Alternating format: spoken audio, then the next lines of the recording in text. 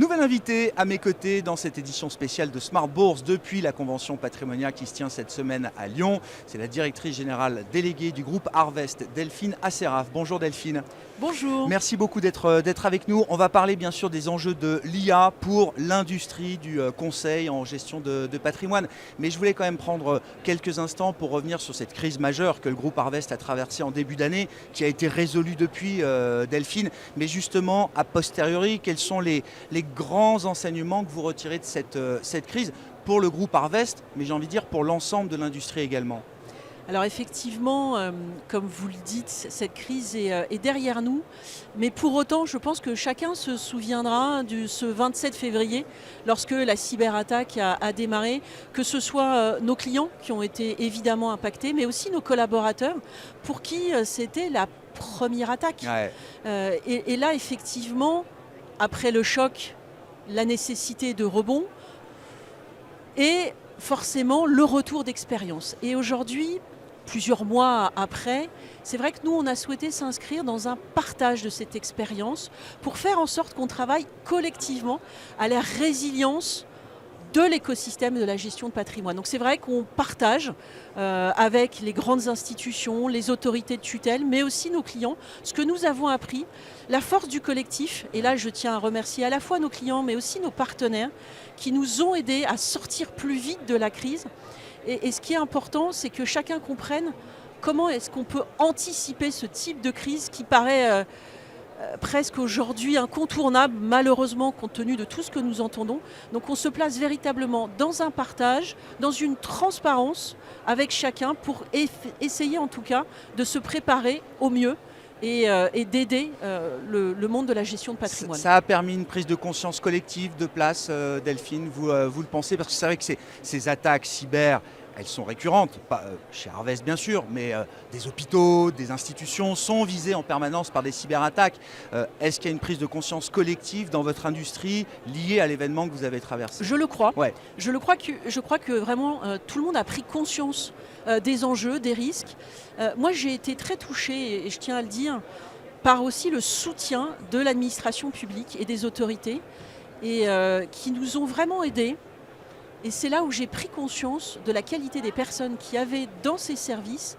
Et elles cherchent vraiment à aider le monde, et notamment le monde des services financiers, parce qu'il y a beaucoup de choses qui peuvent être faites. C'est évidemment impossible de dire que telle ou telle société ne connaîtra jamais de cyberattaque. Mais en tout cas, on peut s'y préparer d'un point de vue humain. Comment est-ce qu'on gère une crise ? Comment est-ce qu'on change ses processus? Comment est-ce qu'on éduque aussi ses collaborateurs ou ses clients sur des bonnes pratiques, ce qui concerne la gestion des mots de passe, ce qui concerne la gestion des fichiers qui comportent par exemple des données sensibles. Donc cette prise de conscience, je crois qu'elle a aidé aussi à impliquer de nouveaux comportements, et en tout cas, on essaie de le faire aussi en toute transparence et en soutien à ce monde de la gestion de patrimoine qu'on aime tant, pour qu'on se protège aussi tous ensemble. Il y a une autre prise de conscience qui est en train de se diffuser, c'est celle des enjeux autour de l'intelligence artificielle dans cette industrie, des CGP en l'occurrence, Delphine Asséraf.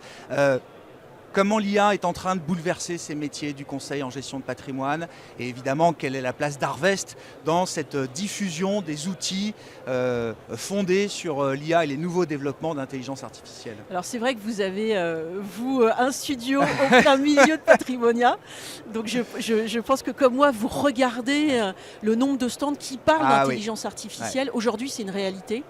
C'est une réalité qui bien sûr revêt des principes très différents d'une société à une autre, mais en tout cas ça s'inscrit aujourd'hui dans un quotidien, et il faut s'y préparer. C'est une technologie de rupture, et le plus on la pratique, le plus on peut imaginer les usages de demain.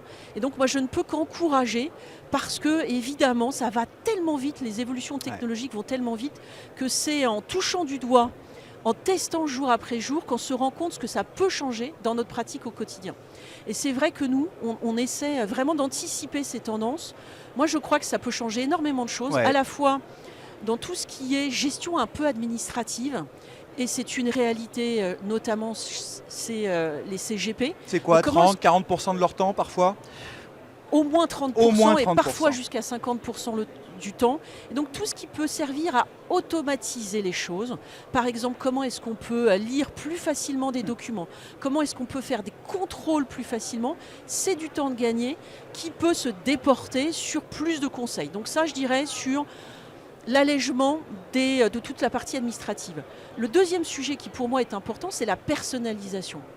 Parce qu'évidemment, un CGP connaît par cœur tous ses clients, il doit adapter ses stratégies à chacun de ses clients, mais il peut être assisté de l'intelligence artificielle pour essayer vraiment d'adapter son contenu et préparer ses entretiens de façon beaucoup plus personnalisée qu'avant, parce que ces moteurs apprennent et donc sont capables de guider un petit peu le contenu des documents qui sont rendus aux clients de façon plus personnalisée. Donc le deuxième enjeu, c'est la personnalisation. Le troisième enjeu, c'est l'anticipation. Parce qu'aujourd'hui, on est capable de faire des calculs de façon beaucoup plus fluide et donc d'anticiper l'impact sur des placements, l'impact aussi par rapport à des préférences, notamment des préférences parfois extra-financières, de façon beaucoup plus juste. Donc sur ces trois sujets, je dirais que l'impact, moi, me semble inéluctable. Et bien entendu, je pense à un gain, encore une fois, pour tous ceux qui placent le conseil au centre de leur stratégie, parce que ça veut dire plus de temps. Alors, les marchés boursiers sont très enthousiastes à l'idée et au thème de l'intelligence artificielle. Chez vos partenaires, chez vos clients, est-ce qu'il y a malgré tout des freins à lever pour une diffusion peut-être plus rapide, plus large de ces nouveaux outils, Delphine? Alors je ne dirais pas qu'il y a des freins, mais il y a des questions qui me semblent tout légitimes. à fait légitimes et auxquelles il faut répondre. Alors chacun a ses convictions, mais par exemple, si vous le permettez, je vous prends un exemple. Nous avons introduit un module d'IA dans une de nos solutions qui s'appelle FeedNet, qui est une solution qui aide les professionnels de la gestion de patrimoine à trouver toutes les références documentaires, les dernières jurisprudences, les textes de loi, encore une fois en préparation d'entretien ou en soutien d'une proposition d'investissement. Eh bien, ce module d'IA permet de répondre à une question que se pose le CGP, mais en fournissant les sources. D'où vient la réponse, sur quoi elle se base. Et cette intelligence, elle a été travaillée sur nos documents. Et donc, il y a la question, mais est-ce que c'est pas la boîte noire, c'est pas la black box. Est-ce qu'il va y avoir des hallucinations? Eh bien, on y répond par comment est-ce qu'on a entraîné le modèle sur les documents qui sont créés par nos ingénieurs patrimoniaux. Ils sont à peu près une vingtaine. Donc, ce sont des spécialistes qui testent le modèle. Le modèle est éprouvé sur des documents qu'on a nous-mêmes rédigés, donc avec autre chose, c'est notre doctrine, notre compréhension. Et donc ça, c'est à la réponse. Est-ce que c'est une boîte noire? Je la trouve légitime. La réponse, elle est, nous, on a décidé d'entraîner sur notre contenu. Vos objectifs de moyen long terme dans cette révolution de l'IA, cette technologie de rupture, quels sont les grands objectifs que vous fixez chez Harvest de ce point de vue-là, Delphine? Alors, je dirais qu'il y en a deux principalement. Le premier, c'est de faire en sorte que ce soit aussi une source de transformation de l'entreprise. Pour l'entreprise Harvest, en premier lieu, bien sûr. Et on s'est fixé dans notre stratégie 2030 que chaque collaborateur, mais quel que soit son poste, bien sûr on y pense pour un développeur, mais aussi pour une personne qui est au marketing, qui est au support client, puisse utiliser librement l'IA et s'en servir comme un soutien au quotidien. Donc ça, un sujet de transformation de l'entreprise. Et on a par exemple un outil qui s'appelle Harvest GPT, qui est développé par notre équipe d'IA et voilà, qui prend en compte les besoins de nos collaborateurs. C'est aussi important, je pense, d'en faire profiter sa propre entreprise.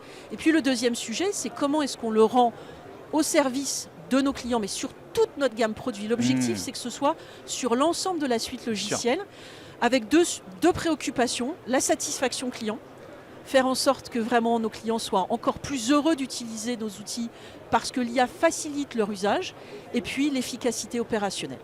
Sur la transformation de l'entreprise, quel est le plan de marche?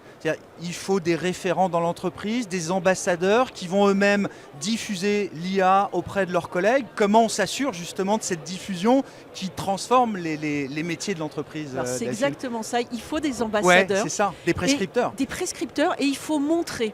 Donc nous, on organise régulièrement, toutes les semaines, ce qu'on appelle des meet-up, où on prend des cas d'usage. On dit voilà, comment est-ce que le support s'en sert? comment est-ce que la compta s'en sert. Ouais. Et donc en voyant les autres, l'usage qu'ils en font, ça Faut convaincre. donne des idées. Et donc on est très concret, mais ça passe par de la pédagogie, de la captation d'idées et des tests. Des fois, les tests sont fructueux, des fois, ils ne le sont pas. Il faut aussi C'est le savoir, principe des tests. il faut savoir abandonner des J'entends. idées. Mais en revanche, quand on voit qu'il y a quelque chose qui peut vraiment avoir de l'impact, quand on arrive à gagner 1 heure ou 2 heures par jour, c'est structurant. Donc, Ouais. l'écoute, les tests, et puis aussi d'être curieux, parce qu'on n'a pas réponse à tout nous-mêmes. Et donc, il faut regarder ce qui se fait en dehors de notre industrie aussi, de façon très humble, pour essayer de voir comment est-ce que ça peut s'appliquer à nos métiers. Vis-à-vis des clients, il faut nécessairement associer les clients au développement des usages qui leur sont destinés, Delphine. Et il faut les associer de 2 façons. Alors on essaie de le faire de 2 façons, au travers de clubs où on va capter leurs besoins. Parfois, et j'avoue que Patrimonia honnêtement est Un lieu super idéal pour pour ça. ça. Ouais, tu parles. Honnêtement, il est super pour ça. Parce qu'il y a des gens qui viennent nous dire, mais vous savez, là, et je le dis très modestement, hein, des fois ils nous disent, mais en fait, j'ai trop de clics. Donc comment est-ce que vous pouvez simplifier Ouais, l'accès à telle ou telle fonctionnalité. Donc ces clubs sont là pour révéler finalement ce qui peut être amélioré. Les besoins. Et puis on fait des tests live avec eux. On présente parfois 2 versions différentes et on leur demande laquelle est la plus intuitive. Donc on va vraiment, et j'encourage d'ailleurs tous nos clients à venir nous voir et à nous le dire, on sera toujours à l'écoute parce que c'est ce qui nous fait grandir. Merci. Et donc voilà, grâce à ces retours, on a aujourd'hui de l'IA sur 3 de nos produits.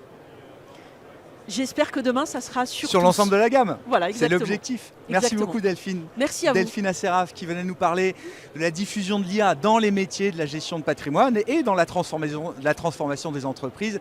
Une entreprise comme Harvest. Delphine Asseraf, directrice générale déléguée du groupe Harvest, avec nous dans Smart Bourse depuis cette convention Patrimonia à Lyon.